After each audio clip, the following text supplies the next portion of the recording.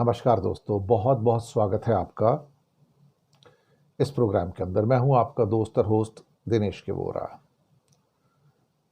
दोस्तों, बात करेंगे आज संसद में जो सारे ऑपरेशन सिंदूर पर भाषण हुए उसका लब्बो-लुआब क्या है।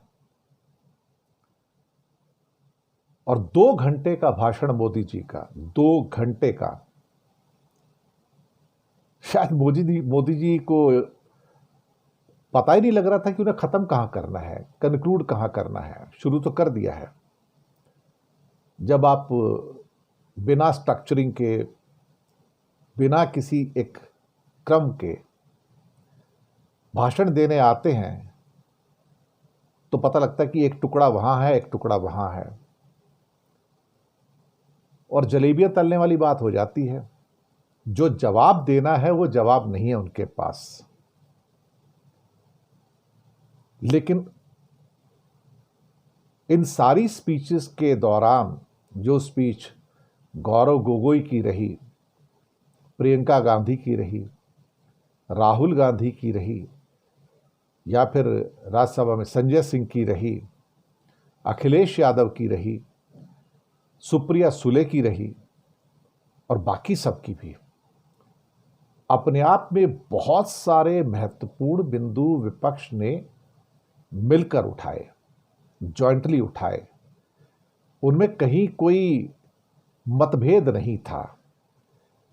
लेकिन ऐसा लगा कि बीजेपी के पास ले दे के कांग्रेस पे अटैक करने के अलावा, या कांग्रेस का पीछे के जो दशक है उस पर अटैक करने के अलावा कुछ था ही नहीं उनके पास। हास्यास्पद स्थिति तो तब पैदा हो गई जब ऑपरेशन सिंदूर को 1971 से कंपेयर किया जा रहा है, 1971 वॉर से। कमाल की बात है। आप एक युद्ध को अयुद्ध से कैसे कंपेयर कर सकते हो? अब ये बात मैंने क्यों कही? 1971 was a declared war. Operation Sindoor was not a declared war. मैं सच कह रहा हूं आपसे, आप देखिए उस टर्मिनोलॉजी का फर्क है। ये ऑपरेशन सिंदूर एक लिमिटेड सेंस के अंदर एक छोटा सा ऑपरेशन था। एक ऑपरेशन के अंदर और एक वॉर के अंदर फर्क होता है। 1971 was a full scale war, लेकिन ये छोटा सा एक ऑपरेशन था जो ले दे के कुछ आतंकवादी ठिकानों के ऊपर हमला सिर्फ वहां तक सीमित था। यह सरकार कहती है। यहां से सवाल पैदा होते हैं कि बहुत सारे लोग, इवन मोदी जी, इंदिरा गांधी से कंपेयर करना शुरू कर देते हैं। इंदिरा गांधी ने क्या किया था? राहुल गांधी ने तो उससे पहले इतना लताड़ा था कि अगर इंदिरा गांधी का 50% भी दिखा देते तो आपकी बदनामी ना होती। राहुल गांधी ने तो सवाल भी बहुत सारे पूछे। सीडीएस ने क्या कहा, कैप्टन शिव कुमार ने क्या कहा, कितने हवाई जहाज गिरे, कितने नुकसान हुए, क्या प्राप्त हुआ, पहलगाम की रक्षा आप क्यों नहीं कर पाए, वो जो जिम्मेदारी, वो किसकी जिम्मेदारी? अल्टीमेटली वो जिम्मेदारी तो लेने को कोई तैयार ही नहीं है। मोदी जी ने कभी नहीं कहा कि पहलगाम की जिम्मेदारी मेरी है। मोदी जी कभी किसी की जिम्मेदारी लेती ही नहीं है ना। अगर कोई अच्छी चीज हो रही है, जहां क्रेडिट की बात हो, तो मोदी जी सबसे आगे रहेंगे, लाइन में सबसे आगे, कि मेरी वजह से ये हुआ है। लेकिन अगर कहीं कोई लायबिलिटी हो और कहीं ऐसा लग रहा हो कि उन्हें क्या कहते हैं, टारगेट किया जा सकता है, तो फिर भाई उनसे भगवान बचाए, फिर तो दूर भाग जाएंगे। मणिपुर से भागे हुए हैं ना, तो मणिपुर के लिए तो मोदी जी रणछोड़ दास है। रणछोड़ दास वैसे तो भगवान कृष्ण को कहते हैं, लेकिन ये तो खैर भगवान कृष्ण के पांव की धूल भी नहीं है। लेकिन आज तक गए तो नहीं ना वहां पर, पहलगाम ही नहीं गए साहब। इनके पास चुनावी सभा करने की फुर्सत थी, ये बात भी निकल के आई भाषणों के अंदर। इनके पास बिहार में सब कुछ कहने की बात हुई, और वहां जाके अंग्रेजी में भाषण दे रहे हैं बिहार के, जहां लोग अंग्रेजी समझ नहीं सकते।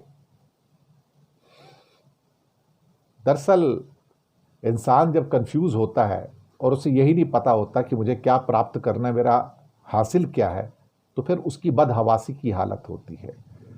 तो मोदी जी की जो कल हालत थी वो बदहवासी की थी। वो उखड़े हुए, गुस्से में आए हुए, आक्रोशित, मतलब उनके हाथ में अगर कुछ हथियार होता तो शायद चला भी देते। वो किसके ऊपर चलाते? पूरे विपक्ष पे चला देते। और गुस्सा, जैसे कि मतलब तुम्हारी हिम्मत कैसे पड़ गई कि तुमने मेरे से सवाल पूछ लिए। ऊपर से राजनाथ, कोई जवाब नहीं है। हास्यास्पद स्थिति अखिलेश यादव ने भी पैदा कर दी इनके लिए। उन्होंने भी बहुत सारे सीधे साधे सवाल पूछ लिए। अब उन सीधे साधे सवालों का अल्टीमेटली रिजल्ट क्या था? रिजल्ट तो यही था ना कि भाई जवाब इनके पास है नहीं।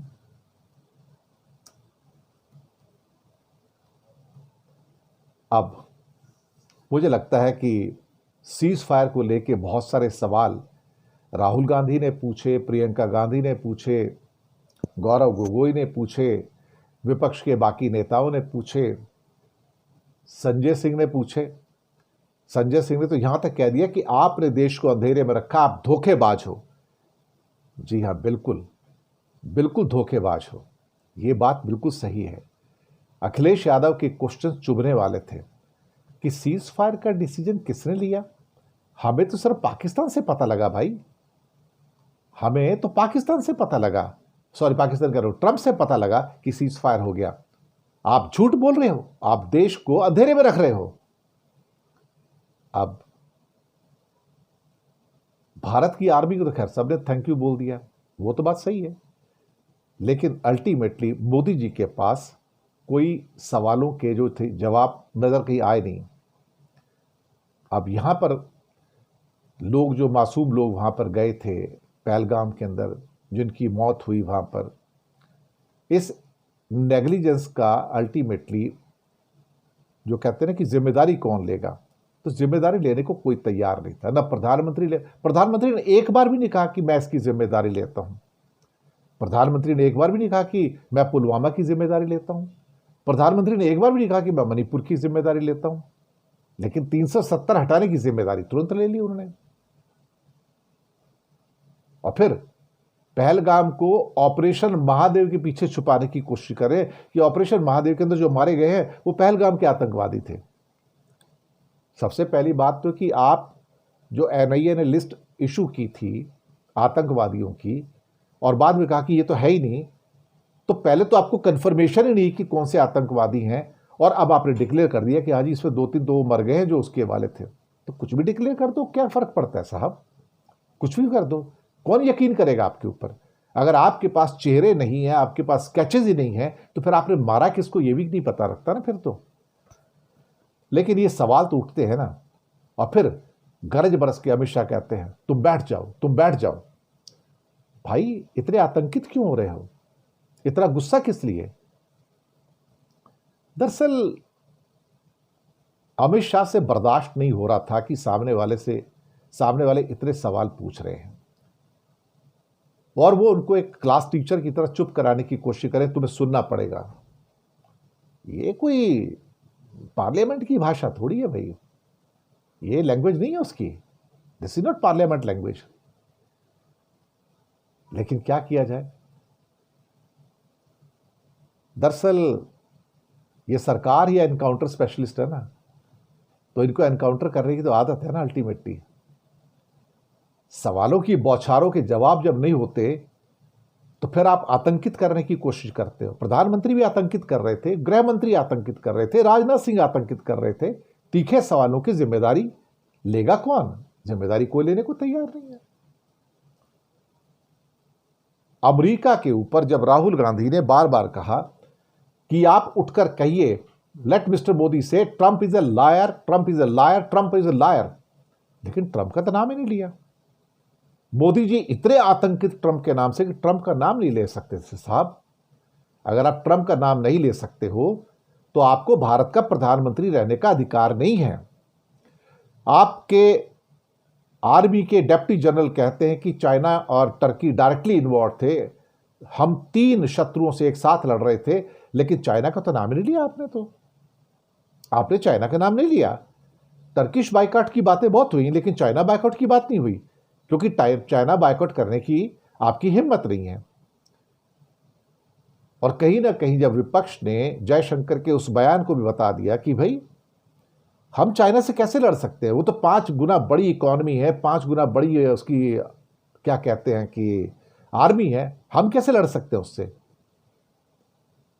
दरअसल ये सरकार अपने ही विरोधाभासों में गिरी हुई है, इन्हें खुद पर ही भरोसा नहीं है।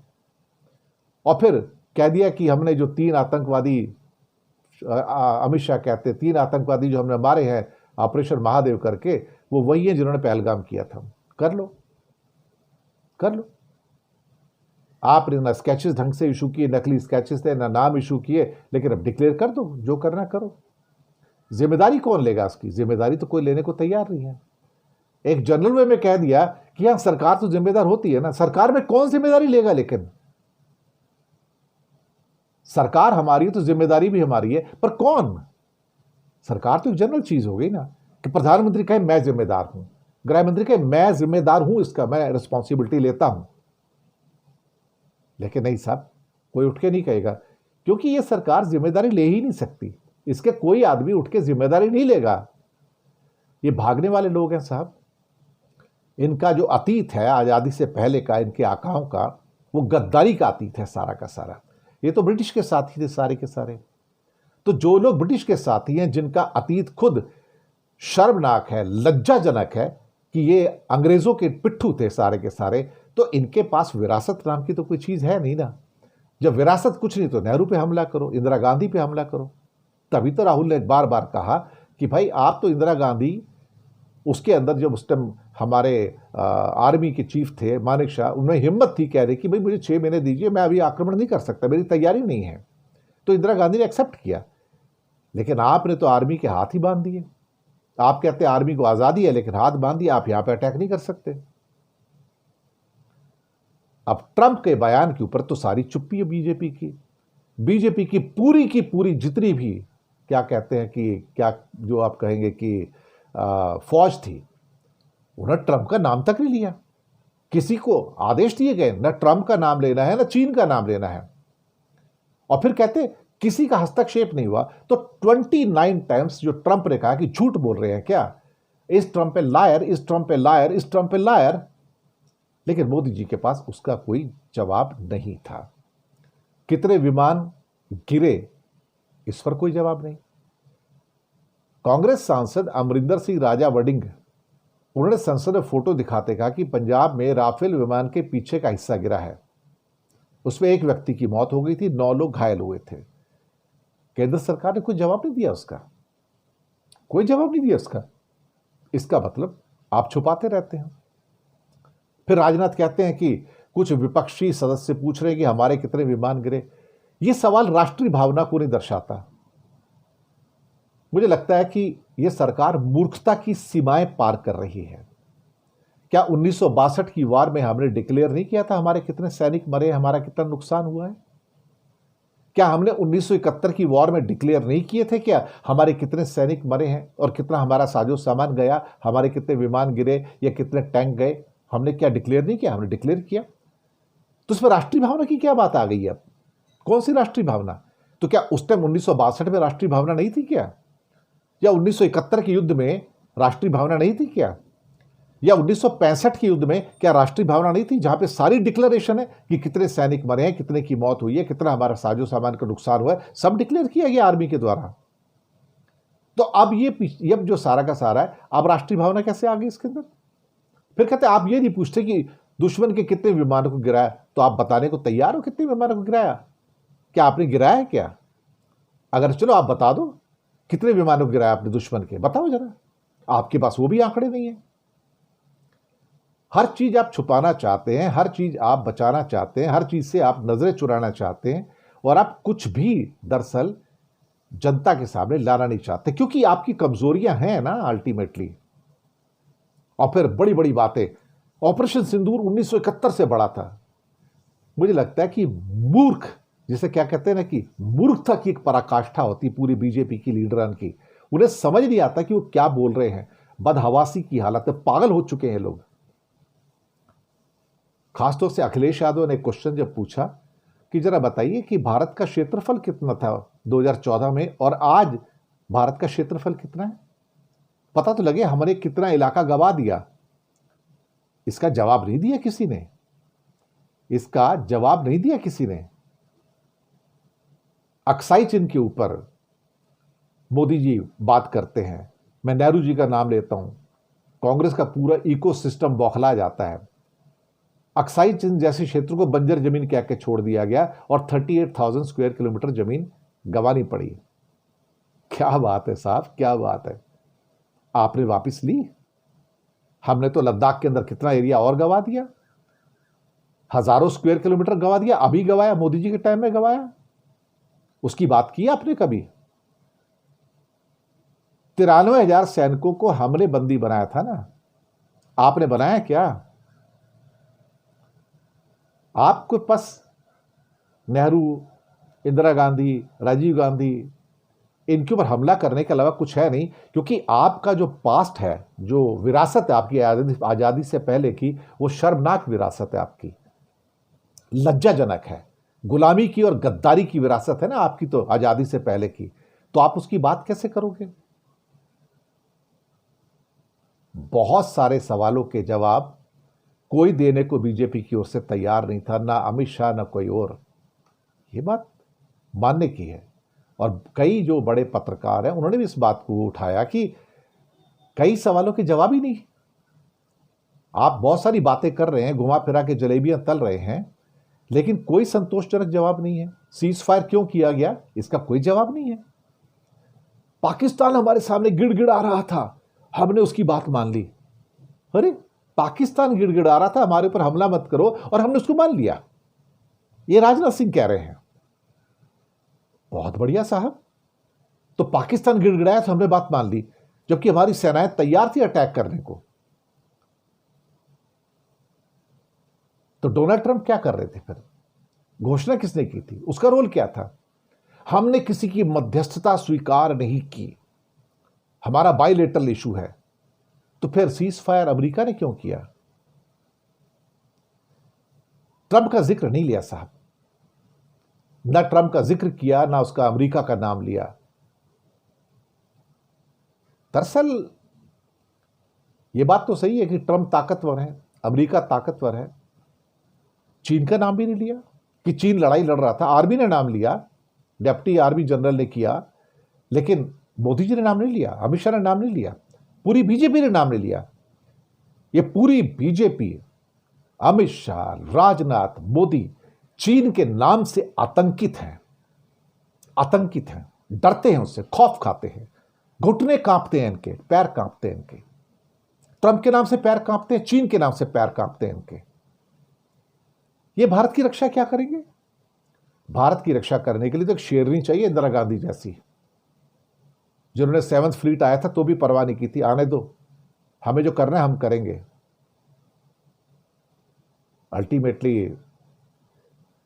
इंटरनेशनल फ्रंट पर जो भी हमारे साथ हुआ, कोई हमारे साथ खड़ा नहीं था, एक देश ने हमारा साथ नहीं दिया।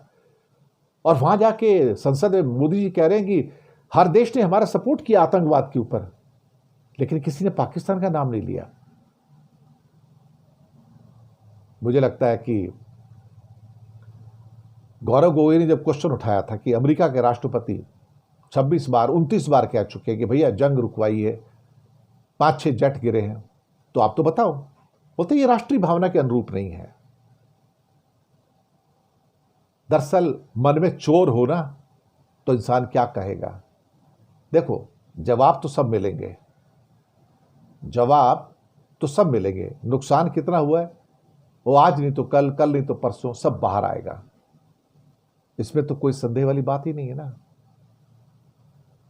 लेकिन मोदी की स्पीच बदहवासी की, होशो हवाश में नहीं था। एक टुकड़ा यहां बोल रहे थे, एक टुकड़ा वहां बोल रहे थे, आक्रोशित हो रहे थे, और पता नहीं कितने गिलास पानी पी गए। अंदर से डर होता है ना इंसान का, खौफ होता है, क्योंकि पहली तारीख को टैरिफ भी आ रहे हैं। 25% लगने जा रहा है, सुनने में आया है। तो वो भी डर है इनके मन में कि उसको क्या किया जाए, उसको कैसे डील किया जाए। अगले महीने मोदी जी चाइना जा रहे हैं एससीओ मीट के लिए, तो वहां भी मजम्मत होगी कहीं ना कहीं। क्या कहो साहब, क्या कह सकते हैं। ये सरकार भी बदहवासी में, मोदी जी बदहवासी में, अमित शाह राजनाथ भी बदहवासी में, और जयशंकर तो, अगर हम सुब्रमण्यम स्वामी की बात कहें तो ये तो मोदी जी के चपड़ासी हैं। कौन है? चपड़ासी हैं। और पोंछा ओछा मारने का, बर्तन धोने का, आप समझे ना, कपड़े बड़े धोने का ये काम करता है। चपड़ासी आदमी, पानी ले आओ जयशंकर, पानी लेके आओ जयशंकर, पोछा मारो, ये जयशंकर चपड़ासी है, ये सुब्रमण्यम स्वामी कहते हैं। सही बात है वो। लेकिन जितनी बेइज्जती करवाई और जिस हिसाब से बात कर रहे थे, लगा नहीं कि भारत का प्रधानमंत्री है। प्रधानमंत्री पद की गरिमा का ही ध्यान नहीं रह गया। कहते हैं ना, जब जाने की बारी हो तो दिया फड़फड़ाता है। बस मोदी जी ऐसे ही फड़फड़ा रहे हैं। उन्हें मालूम है कि उनके राजनीतिक जीवन का अंत नजदीक है, तो दिया फड़फड़ा रहा है। एक पागलपन है उनके अंदर, पागलपन, बदहवासी वाली हालत है। होशो हवाश में नहीं, क्या बोलना है क्या नहीं बोलना, बस बोल दो। बदकिस्मती इस मुल्क की कि हमारा लीडर एक ऐसा लीडर है जो झूठ भी बोलता है, सवालों के जवाब भी नहीं देता है। संजय सिंह की जुबान में वो धोखेबाज भी है और भारत को मिसगाइड भी करता है। इससे ज़्यादा क्या कहा जाए। शुक्रिया आपका, बहुत बहुत फीडबैक दीजिएगा, चैनल को सब्सक्राइब कीजिए। हो सके तो छोटी छोटी आर्थिक मदद कर सकते हैं। नीचे हमने आपके लिए यूपीआई नंबर और बैंक अकाउंट नंबर दोनों दिए हैं। किसी एक को चुनकर छोटी सी मदद करेंगे तो अच्छी पत्रकारिता को आगे बढ़ाने में आप हमारे मददगार भी साबित होंगे। धन्यवाद।